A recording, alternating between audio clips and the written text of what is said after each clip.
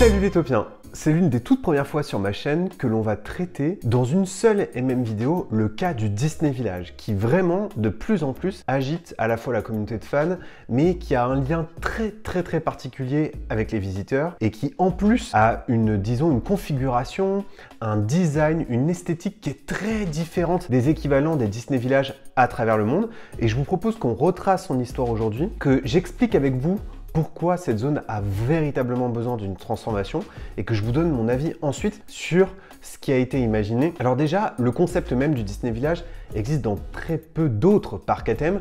Vous avez qu'un seul grand rival qui le fait, c'est bien sûr Universal, avec ce qu'on appelle les Universal City Walk. Ce sont des espaces de restauration, de boutiques qui sont réservés plutôt à la consommation des visiteurs qui ont passé la journée dans les parcs. Mais c'est souvent des zones qui sont en accès libre et donc des zones gratuites. C'est une façon de prolonger l'expérience du parc à thème dans une zone qui n'est pas autant immersive, mais qui propose une partie de l'expérience des parcs à thème avec bien entendu beaucoup de services et de produits payants. Chez nous, c'est le Disney Village. À Walt Disney World en Floride, ça s'appelle Disney Springs.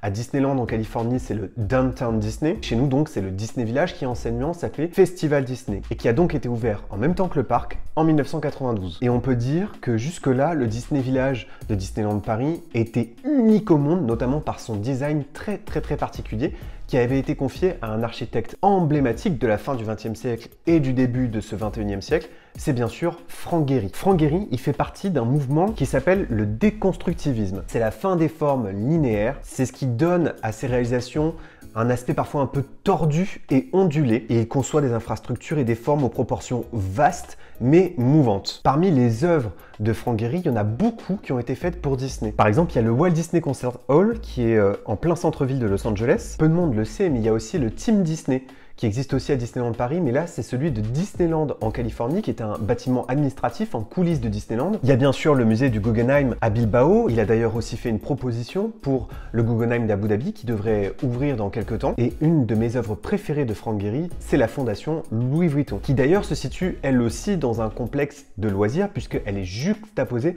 au jardin d'acclimatation, qui est un petit parc à thème, mais qui néanmoins dépasse le seuil symbolique du million de visiteurs par an, grâce à sa situation géographique exceptionnelle. J'ai d'ailleurs une chance incroyable parce que je vis vraiment à moins de 20 minutes de la Fondation Louis Vuitton et du jardin d'acclimatation. Et d'ailleurs, la Fondation Louis Vuitton ressemble à un autre bâtiment que j'ai eu la chance de découvrir il y a de ça plus d'un an, qui s'appelle le Pavillon de musique, qui est au Château Lacoste et qui rassemble en fait des œuvres de plusieurs architectes au milieu d'un champ de vignes. Et c'est fou de voir à quel point le Disney Village ne me parle pas du tout. C'est probablement l'œuvre que j'aime le moins de Frank Gehry, aussi parce qu'elle a beaucoup perdu de son âme au fur et à mesure des années.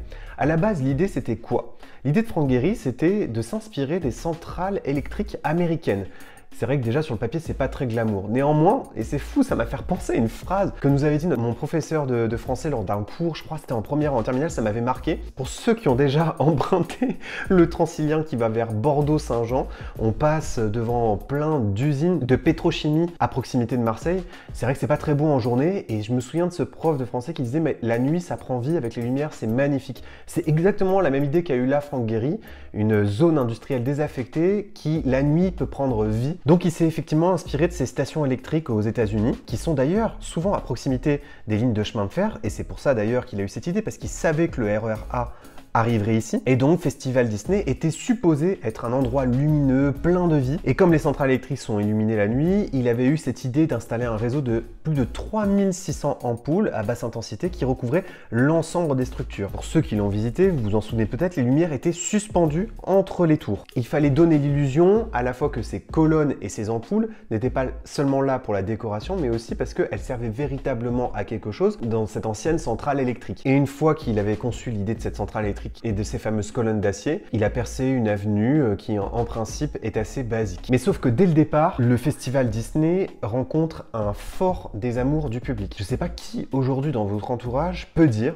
que le Disney Village est un bel endroit, que c'est esthétique, que c'est chaleureux, que ça donne envie d'y consommer. Et donc dès le départ, l'œuvre a été modifiée par Disney parce qu'elle n'a jamais été comprise ni trop par le public, ni même par les cast members qui, paraît-il, se plaignent des infrastructures en coulisses parce qu'elles sont peu pratiques. En fait, dès le départ, Disney Village fait froid, industriel. Donc par exemple, petit à petit, ils vont retirer les plaques de métal sur de nombreux pylônes. Ils vont aussi rajouter des espaces de snacking, des comptoirs à des endroits où c'était pas initialement prévu pour. Seulement 4 ans après l'ouverture, Festival Disney change de nom aussi, ça s'appellera le Disney Village. Donc ils essayent de retirer la notion festive pour rajouter une notion en principe plus chaleureuse. Il y a aussi l'arrivée du Planet Hollywood et le design du Planet Hollywood vient complètement casser l'intention d'origine du Disney Village. Il y a aussi l'arrivée du cinéma Gaumont qui vient complètement casser l'intention d'origine de Frank Gehry. Il y a aussi l'arrivée du Rainforest Café en 1999. Ils vont aussi rajouter un peu de végétation pour compenser le métal, pour compenser les infrastructures massives imaginées par Frank Gehry à l'origine. Il y a aussi eu l'ouverture de Panorama Magique en 2005. Il y a eu aussi bien sûr l'ouverture du World of Disney qui est complètement éloigné de l'univers de Frank Gehry. Enfin bref, je pense que le public est perdu dans cette zone.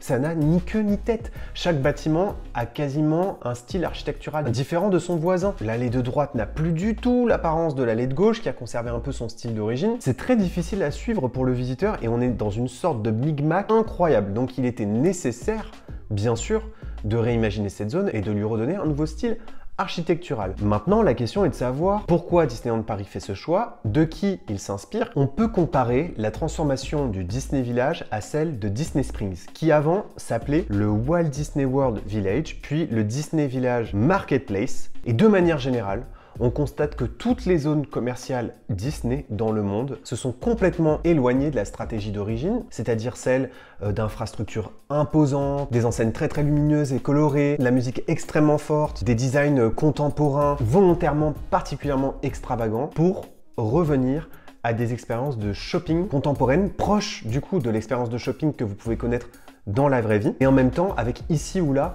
des petites touches de Disney. Et c'est vrai que ça a été très bien réussi à Disney Springs. Vous êtes très nombreux à dire en commentaire de mes vidéos, mais si en fait je peux aller faire mon shopping au Disney Village comme j'irai le faire à la Valley Village, eh ben autant aller à la Valley Village, puisque désormais le Disney Village sera une pauvre zone commerciale comme une autre. Mais le problème aujourd'hui, c'est que justement, beaucoup trop de monde va à la Valley Village parce que le Disney Village ne donne envie à personne. Même les restaurateurs du milieu de la gamme de la restauration ont-ils envie de s'installer dans un endroit comme ça? Et donc c'est pour ça que le choix a été fait de rester sur le design d'un village aux allures contemporaines, parce que le Disney Springs c'est encore un autre concept. Là ici c'est bien entendu de faire complètement table rase de l'architecture de Frank Gehry, mais on reste dans une architecture contemporaine, mais un tout petit peu moins brute, un peu plus sophistiquée et surtout beaucoup plus Disney, parce que la réalité derrière tout ça, c'est qu'à chaque fois que Disneyland Paris partage des nouveaux visuels du Disney Village, on se rend bien compte que les enseignes vont en fait mettre beaucoup plus en valeur l'univers Disney. Ce seront certes des touches un peu discrètes comme il y en a à Disney Springs. Dans la nouvelle skyline du Disney Village, on comprend bien qu'il y aura certaines façades qui vont rendre hommage au mur de la chambre d'Andy. Il y a aussi déjà ces affiches qu'on peut observer à proximité de Rosalie qui rendent hommage au château de la Belle au Bois dormant. On sait que vont être installées aussi des structures contemporaines du jardin qui entoure Central Plaza à Disneyland Paris. Vous avez aussi un nouvel éclairage, un peu plus de végétation. C'est un Disney contemporain et j'étais le premier, lorsque j'ai vu les premiers concept art, à me dire ça fait un peu froid, ça fait pas assez Disney, mais en fait je comprends bien que la réalité c'est que ce sera beaucoup moins froid que ce qu'avait fait Frank Gehry, que pourtant j'adore. Dès le départ, dans les designs qui sont proposés ici, sont intégrés les thèmes Disney et ce sera donc beaucoup plus cohérent et ce sera beaucoup plus chaleureux et ça donnera beaucoup plus envie, à mon avis, d'aller dans les boutiques et pas seulement après les visites dans le parc et pas seulement que les touristes. Parce que quand vous allez à Disney Springs, vous n'avez pas que les touristes et les visiteurs de Walt Disney World qui s'y rendent. Vous avez aussi les habitants et ce que promet aussi Disneyland Paris, c'est que ça redevienne un lieu de vie aussi pour les cast members qui se plaignaient des infrastructures précédentes, pour les visiteurs tout autour. Et pour ça, il fallait le rendre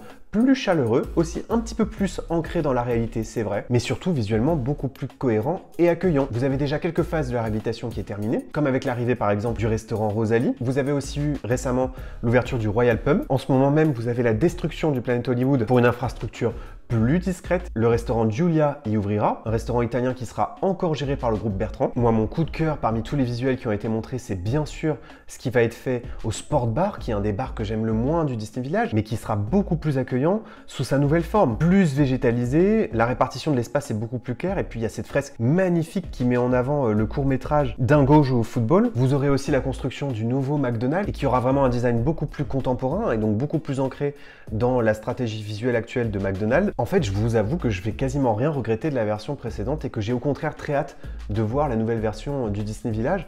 On aura encore une version unique au monde parce que plus contemporaine que les autres. Et vous verrez aussi plus Disney finalement que les autres, parce que ce soit le Downtown Disney ou le Disney Springs, à mon avis, la nôtre, qui sera la zone commerciale la plus Disney, du moins en extérieur. Et puis surtout un espace où j'espère on se sentira mieux, on aura peut-être un peu plus envie de venir consommer, parce qu'aujourd'hui, malheureusement, c'est pas tellement le cas. Mais à nouveau, j'ai très hâte de lire vos avis en commentaire au sujet de la transformation du Disney Village. Toutes ces phases de travaux sont en cours en ce moment, c'est très dur de circuler au Disney Village. Dieu n'ouvrira pas avant 2026. Néanmoins, on voit petit à petit la zone se transformer puisque certains espaces sont déjà disponibles. En tout cas, j'ai très hâte de lire vos avis. Merci d'avoir regardé cette vidéo les Taupiens. N'oubliez pas que vos rêves sont éternels. Bye!